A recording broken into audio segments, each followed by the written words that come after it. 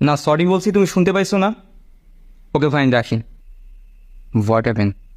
আরে ভাই এমন একটা ভাব করে যেন সারাদিন তারে সরি বলা লাগবে। না দেখ, সারাদিন তো সরি বলার দরকার নাই, বাট অ্যাটলিস্ট এমনভাবে তো সরি বলবি যাতে অপোজিটের মানুষটার মনে হয় তুই আসলেই সরি। আরে আমি চিনি ওরে, ও এমনিও কয়েক ঘন্টা পর মাফ করে দেবে না। আচ্ছা আচ্ছা ভাই, তুই এক ধরনের ভিডিও দেখছিস যেখানে দেখানো হয় ছেলেরা কখনো মুভ অন করতে পারে না? হ্যাঁ হ্যাঁ দেখছি। এই ভিডিওগুলো সবসময় দেখবি ছেলেদের নিয়ে তৈরি করা হয়। হ্যাঁ কেন রে? কারণ ভাই মেয়েদের আর ছেলেদের ভালোবাসার স্টাইল একদমই আলাদা। মেয়েরা যখন তোকে মন থেকে ভালোবাসবে তখন তারা তোর ছোট থেকে বড় সব ভুল মাফ করে দেবে।